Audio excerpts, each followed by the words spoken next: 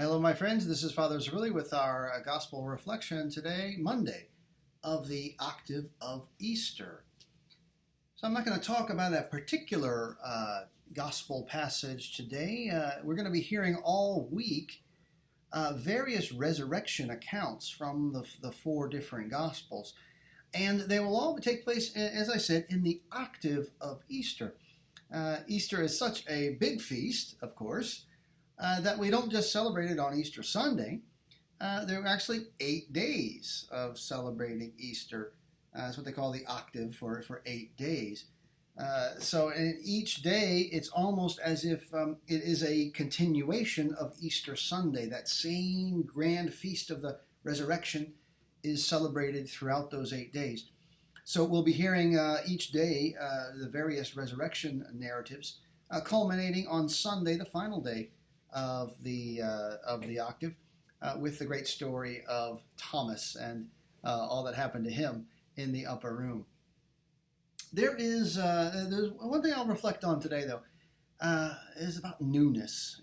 You'll see this a lot in all the resurrection accounts. Newness of life, everything to do with the Christian faith. Everything, so much of the message of the apostles going out into the world was about newness of life.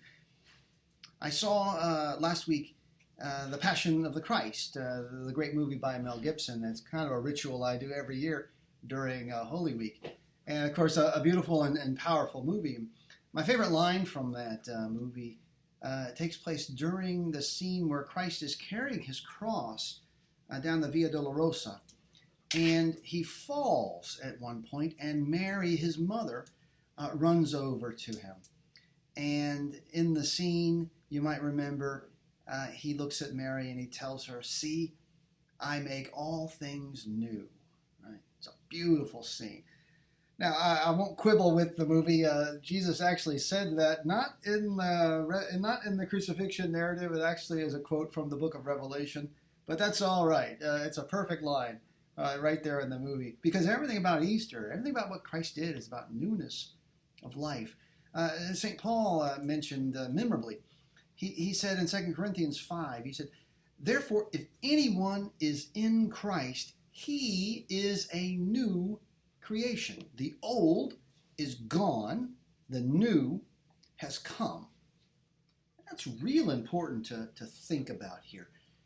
With the coming of Christ, with his death and resurrection, there is a newness in our relationship with our Father, our newness in our relationship as his son or daughter. Truly a relationship that we really share with Christ.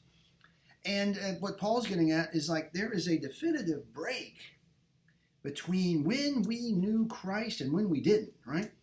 I mean, that was the old life before, a life involved in the things of the world, with worldly concerns, with worldly sins.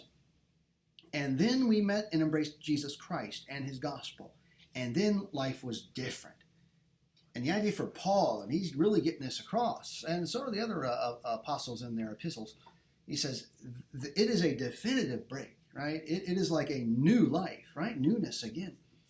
And Paul is exhorting them, don't go back to the old life, right? You're new. You are a new creation through your baptism into Christ. A lot of us were baptized, as children, as infants, and so we can't say, well, I always knew Christ, or I grew up in the church. And that is true, and that's good. But yeah, I do think there is a moment in each of our lives when we, take the faith that was passed to us from our parents and now make it my faith, right? It's just not my family's faith, and now it's my faith, right?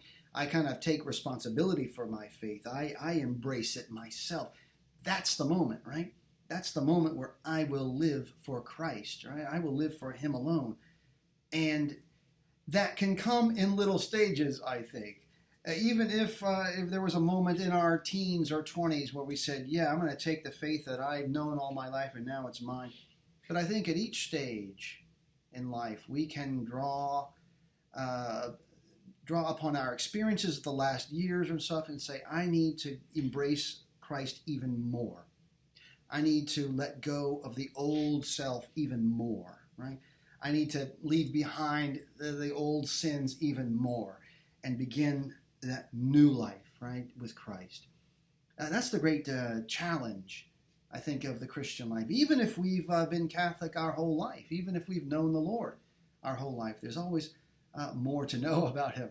There's always more ways to come and find Him, to live with Him, to live for Him. Let that be a thought today. How can I more and more embrace Jesus Christ and His gospel? Because He's right? See, I make all things new. Beautiful thought today as we reflect here at the beginning of the octave of Easter. God bless you.